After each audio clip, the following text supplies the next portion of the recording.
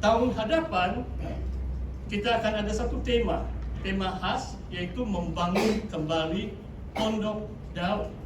Amos bab 9 ayat 11 dan Kisah Rasul 15 ayat 15. Dan di antara yang saya coba bahaskan tema ini adalah supaya setiap acara ibadah dalam gereja kita lakukan dengan pengetahuan dan pengertian. Kita lakukan itu dengan penuh pengetahuan dan pengertian. Tadi kita mulakan dengan pengakuan rasuli. Mungkin hujung tahun depan saya akan khotbahkan itu. Saya uraikan untuk pengakuan rasuli. Biasanya waktu kita menutup ibadah, kita melafazkan doa Bapa. Hari ini saya akan coba uraikan sebahagian dari doa Bapa. Kadang-kadang kita biasa menghafal. Sebelum saya mengenal Tuhan secara pribadi pun, hanya doa Bapa saja yang saya dapat hafal.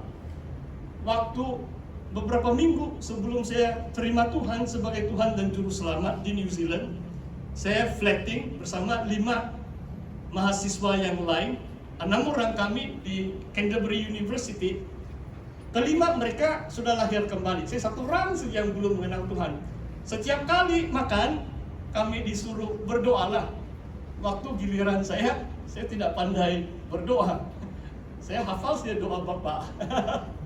Sebelum makan, mungkin boleh juga kan, kalau tidak pandai berdoa lah. Tapi biasanya kalau doa sebelum makan bukan doa, itu doa Bapa. Jadi hari ini saudara, saya mau berfungsi dari doa kepada Bapa yang diajarkan Yesus kepada murid-muridnya dari Injil Matius bab 6. Saya mau baca dari ayat yang ke-6. Matius 6 ayat yang ke-6 sampai 15. Tetapi jika engkau berdoa, masuklah ke dalam kamarmu atau bilikmu. Tutuplah pintu dan berdoalah kepada Bapakmu yang ada di tempat tersembunyi. Maka Bapakmu yang melihat yang tersembunyi akan membalasnya kepadamu. Lagi pula dalam doamu itu, jangan kamu bertele-tele seperti kebiasaan orang yang tidak mengenal Tuhan. Mereka menyangka bahwa karena banyaknya kata-kata doanya akan dikabulkan. Janganlah kamu seperti mereka, karena Bapakmu mengetahui apa yang kamu perlukan sebelum kamu minta kepadanya. Karena itu berdoalah demikian: Bapa kami yang di sorga, dikuduskanlah namamu, datanglah kerajaanmu, jadilah kehendakmu di bumi seperti di sorga. Berikanlah kami pada hari ini makanan kami yang secukupnya, dan ampunilah kami akan kesalahan kami, seperti kami juga mengampuni orang yang bersalah kepada kami. Janganlah membawa kami ke dalam pencobaan, tetapi lepaskanlah kami daripada yang jahat, karena Engkaulah yang mempunyai kerajaan dan kuasa dan kemuliaan sampai selama-lamanya. Amin. Karena jikalau kamu mengampuni kesalahan orang, Bapakmu yang di sorga akan mengampuni kamu juga. Tetapi jikalau kamu tidak mengampuni orang, Bapakmu juga tidak akan mengampuni kesalahanmu. Demikian pembacaan firman Tuhan untuk kita hari ini. Saudara, secara ringkas, kalau mengenai doa Bapa, our Lord's Prayer, or the prayer to the Father dalam bahasa Inggris, ini doa khusus yang Yesus ajarkan kepada murid-muridnya. Dan saya pakai slide juga. Kalau doa dalam perjanjian baru, maksud saya kitab-kitab perjanjian baru, biasanya dinaikkan atau ditujukan kepada Bapa di dalam nama Yesus. Dalam 3 bab, Yohanes 14, 15, dan 2 kali dalam bab yang ke-16, Yesus mengajar murid-muridnya. Doa kepada Bapa dalam namaku, kata Yesus. In Jesus' name. saudara. Dan perkara ini penting, saudara. Mungkin kalau saya boleh katakan, bagaimana kita meneguhkan suatu doktrin atau kebenaran, amalan gereja. Bagaimana kita mengatakan inilah doktrin atau pegangan umat Tuhan. Di antaranya adalah perlu ada dasar di dalam firman Tuhan. Kalau berdoa pun dalam Yohanes baru 3 bab, 4 kali Yesus mengulangi doa kepada Bapa dalam namaku. Tapi hari ini saya bukan mengajar tentang itu, cuma supaya saudara memahami apa yang kita lakukan setiap amalan dalam gereja. Perlu ada dasar firman Tuhan. Kita bukan buat sesuka hati. Sebab Tuhan menyatakan dirinya melalui firman-Nya. Khususnya dalam kitab-kitab perjanjian baru. Saudara, slide yang seterusnya, saya harap saya dapat adjust. Ya, boleh juga. Tadi disebut kamu masuk ke bilik atau kamarmu. Ini menandakan orang yang beriman adalah orang yang ada hubungan pribadi dengan Tuhan. Tidak mungkin saudara sembunyi satu tempat di bilik dan berdoa semua Tuhan itu tidak kelihatan, kan? Kita mesti mengimani. Kita percaya Tuhan itu ada. Tuhan itu berkuasa menjawab doa-doa kita. Memang tidak salah, Yesus bukan melarang kita doa secara corporate atau secara umum. Tetapi amat didorong menurut perintah Tuhan Yesus adalah kita sentiasa masuk dalam kamar kita. Kalau dahulu kala di rumah-rumah orang Yahudi abad yang pertama, kalau rumah Tuhan Yesus pun biasanya mereka hanya satu bilik saja. Maksudnya satu ruang saja itu rumah orang Yahudi dahulu kala. Mungkin di sudut sana dapur. Maksudnya ibu bapak itu, anak-anak tuh tidur satu bilik saja lah itu. Mungkin di sudut sebelah itu ibu bapak, anak-anak begini saja. Jarang sekali ada partition, ada bilik-bilik seperti rumah modern lah. Mungkin orang kaya berada, ada juga. Maksudnya itulah sebabnya dalam kitab Injil, Yesus supaya dia berdoa, dia naik ke gunung. Dia pergi ke bukit awal pagi. Sebab mungkin di rumah dia tidak mau kasih bangunkan adik-adiknya. Saudara tahu Tuhan Yesus ada 4 adik lelaki dan beberapa adik perempuan. Jadi dia tidak mau ganggu mereka. Jadi dia pergi ke bukit. Waktu dia melayani mungkin dia sama murid-muridnya. Dia rasa ada 12 murid-muridnya susah mau berdoa secara sunyi, secara senyap kepada Bapa, dia pergi ke bukit. Mungkin jam 5. Waktu gelap. Waktu belum matahari terbit.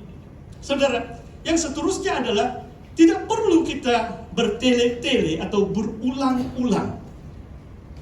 Kenapa, saudara? Sebelum kita doa pun Tuhan tahu apa yang kita perlukan, kan? Maksudnya kadang-kadang manusia, saya pun biasa mengulang. Mungkin saya mau katakan bukan salah juga ini mengulangi doa kita. Saya beri contoh lah. Saya pernah memimpin satu proyek pembangunan di waktu saya gembala di SIB Likas, bagian bahasa Malaysia. Sampai hari ini, waktu saya di Ranau, itu pemimpin dengar saya bilang, Pastor SIB Beverly Hills, terus dia tanya saya, Pastor gembalakan jemaah bahasa English, begitu.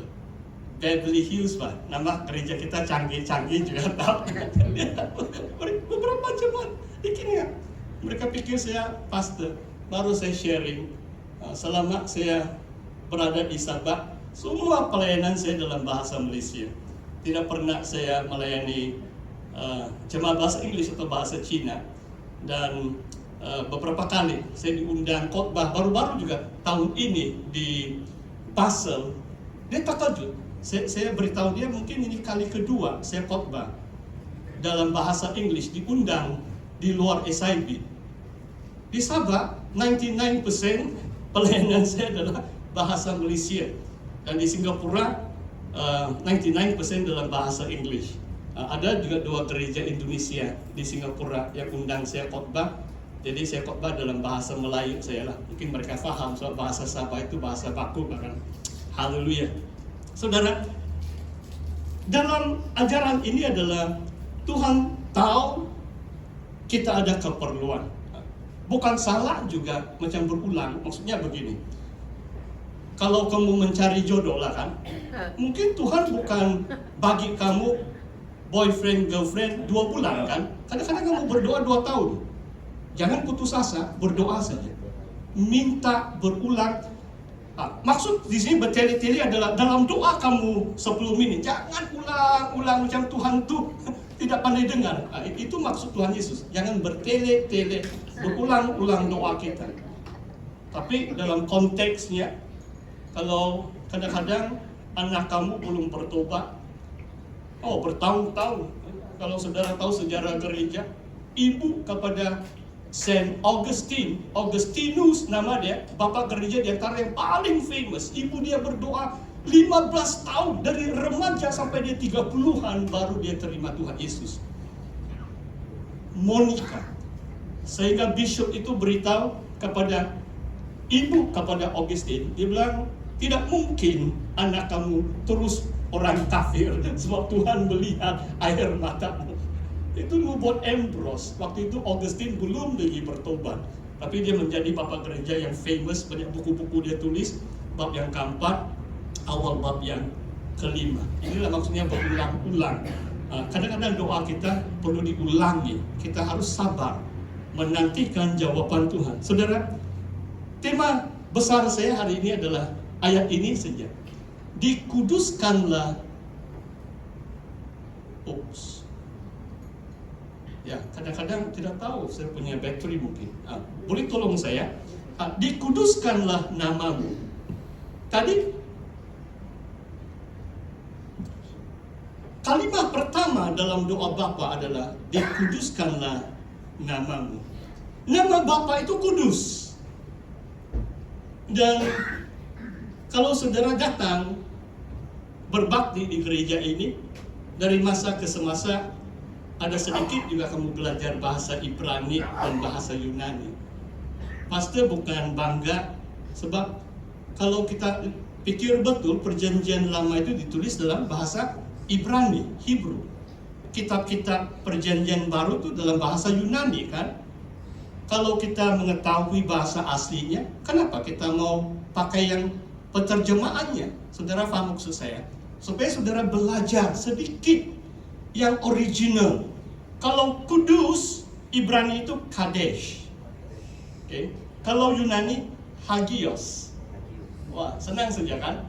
Di Turki ada satu tempat, itu disebut Hagia Sophia.